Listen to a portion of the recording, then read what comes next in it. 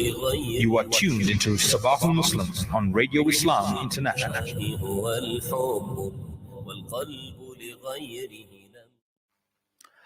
Well, joining us now, we've got on the line Yunus Ismail Karim, chairperson of the Select Committee on Finance, ANC MP, long history of political activism and contribution to the South African Parliament.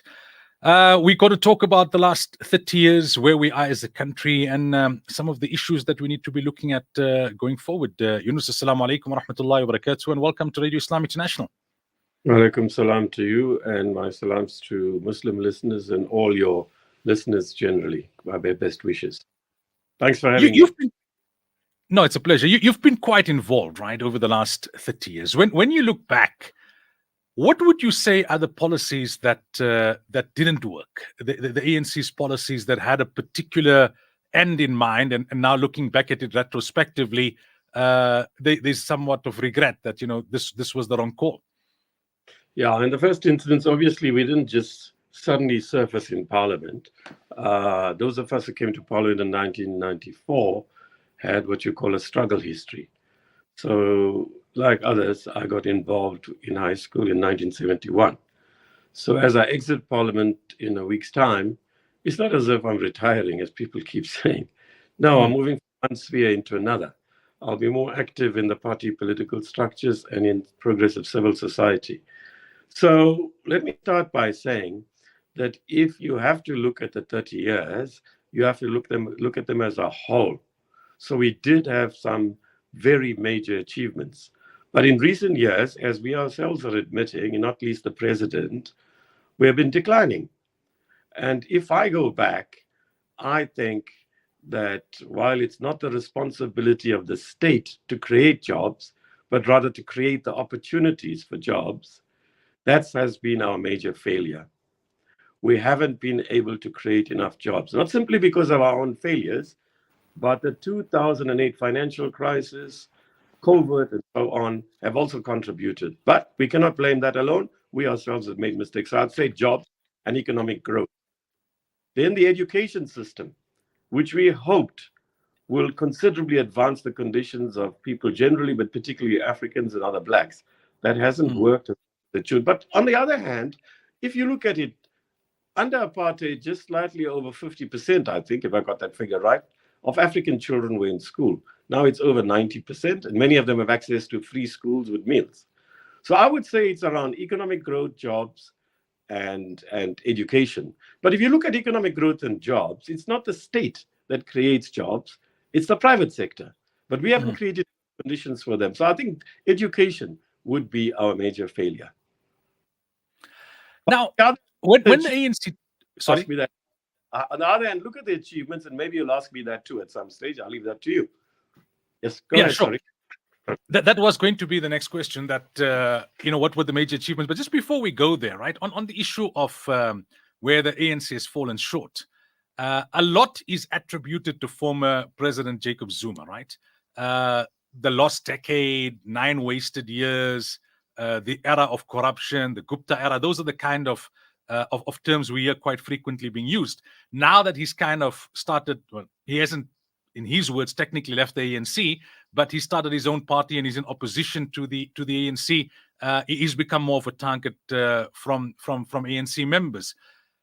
To what extent is this laying the fault and the blame of what went wrong with the ANC in the last 30 years at his feet? And to what extent is he being just made a convenient scapegoat? Yeah, each of us will answer that question differently. Certainly, he contributed signally to where we are. But ultimately, we as the party should also take responsibility for that. Some of us covered up for what we knew. Others didn't even know the extent to which what happened was happening, particularly the relationship with the Guptas. So ultimately, we must take collective responsibility. But certainly, he's contributed to that. But since then, things have improved in the various spheres where he had completely dented the state, right? They're nowhere near where they should be, but we're on our trajectory towards that. It will take a good while. But we must also, as I said, take into account external factors that reduce the prospects of the current president and the current ANC getting out of its mess as fast as it should. But yes, you're right. we can't ultimately blame him for everything, not in this year of 2024. Now, coming to the achievements, what would you say are the highlights of the last 30 years when it comes to ANC rule? Well, in the first instance, the dignity it's given to people of color. It's given us the right to vote, which we'll exercise next week. It's given us the opportunity to have robust debates, including this one, right? It has provided for something like 5 million students, never mind the disruptions by NSFAS, to get access to free education at university. Not free, but bursaries which have to be reimbursed, but a substantial amount is written off if you are below a certain level of income in the family. Then we've got 26 million people on social grants. It's the highest percentage of any population anywhere in the world. 9 million on the social relief distress grant, which will be converted into basic income grant. But we have to get these people jobs. Those numbers have to be reduced. It's not something to be proud of, but at least we're a humane society. Let's take religion and culture. It's institutionalized in the Constitution. Now, less than 4%, I'm correct, you might know the figures, I haven't looked at them, are not Christian of some sort or the other. Yet, if you have, like the swearing in of the president, you'll have a Maulana there, a Pandit there, a Rabbi there, and African traditional religion and established religion, right? Christianity. That's equality. Nobody is disrupting mosques. Nobody, well, people do it, that's civil society, right-wing activists. It's not the state. We have full expression of religion and culture. And we also have a Cultural Rights Commission that seeks to defend the rights of people to culture, besides individual rights that are established in the Constitution. So we've done a lot. We have swung over into providing pregnant mothers and children free education, free health services.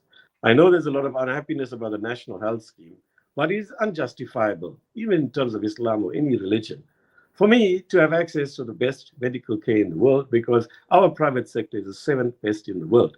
While the domestic help in my house, well, in my case, it's different, but let's say in our homes, has access to only the public sector. You can't have, it's inhumane, it's uncivilized.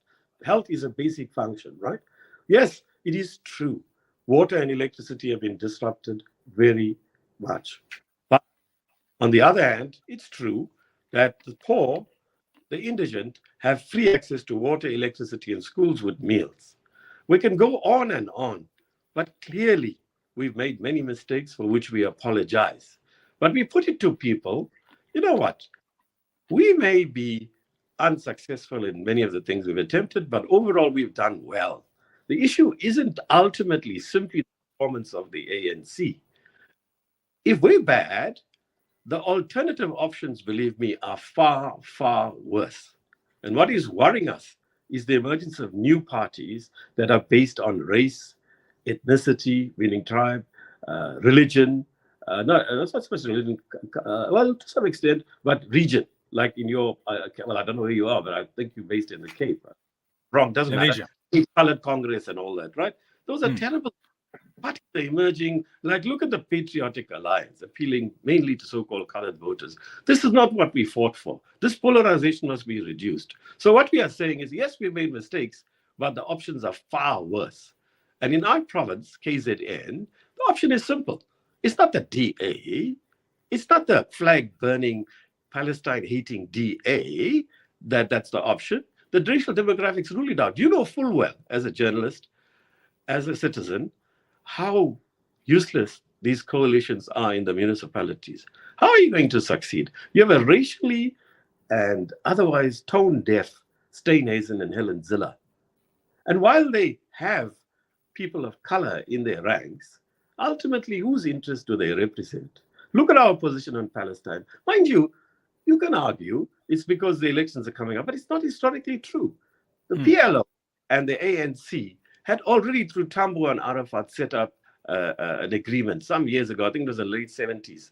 And we have always supported the Palestinian cause. And whatever Hamas did or not, and whatever our views about what they did, it can never be justified. It's close to 40,000 people are being mercilessly massacred. It's a massacre. It's a genocide. And the DA refused to acknowledge it. You see, we must also not be hypocritical. Many people of your and my background vote for the DA, And then they complain about their positions on Palestine and flag burning. That's the one thing, Molana, that unites. It is horrific that even as recent as last Saturday, the premier candidate of KZN is saying he's got nothing to apologize. So what I'm saying to you is, yes, we made many mistakes, but the alternative options are far worse. In my province, as I keep saying, and so do we all, it's either MKP, EFF, maybe with the IFP, or it's an ANC-led alliance. What do you want, we say to them. So I'm appealing to your voters to vote for the party that has given us the vote. Vote for the party that's given us press freedom. We're far from perfect. In the life of a movement, in the life of a society that emerged from a semi-insurrection, low-intensity civil war situation, 30 years is not long. But in the life of an individual, it's long. We have refused to deny that we made mistakes. We're being very open and transparent about it. So we're appealing to people to understand that we have to work together. You see, the state alone can't do it. The ANC alone can't do it. We have increasingly said we need civil society. We need people like yourselves, the religious leaders, the cultural leaders, the teachers, the doctors, the lawyers. We need civil society, NGOs, community organizations, trade unions, everybody to work with us. Where we do good, please work with us. Where we do stupid things and we are corrupt, take us on. March on the streets as you've been doing on Palestine and other issues. We have to make this democracy work. We're appealing to you. Work with us to make this democracy work. It belongs to everybody, whatever our skin color and religion. And there are many achievements. If you look at that transition that occurred, it is regarded as the 20th century is one of its most important events. The two world wars, the Russian Revolution, the Chinese Revolution. What else do they refer to? The South African democracy. Everybody saw a civil war breaking out here through the wisdom of Nelson Mandela and the ANC. And let's be frank, de Klerk, where do you see a governing party just conceding? Obviously, they were in trouble. There was no ability to continue apartheid. But it's not as if we brought them down through armed struggle. It was what somebody said once, an academic from I keep saying but I mean, Cape Province said, there was a balance of weakness, not a balance of power. Neither side had won and neither side had lost. That, in fact, they were forced into negotiations. The ANC could have continued, but the state realized, you know what, it'll sooner or later collapse. So let's negotiate. Now, you see, that didn't fall from the skies. That reflects the strength of our country and the ability for us all to work together. So it is that many of us are supporting, as indeed our president is, Thabo Mbeki's call for a coalition. What we need, my friend, Malana, with due respect, what we need is the entire civil society being mobilized, whatever our differences are on other issues, to make this democracy work, to grow the economy, create jobs, and reduce the obscene inequalities in our society. Otherwise, a social explosion is looming. This country has enormous potential.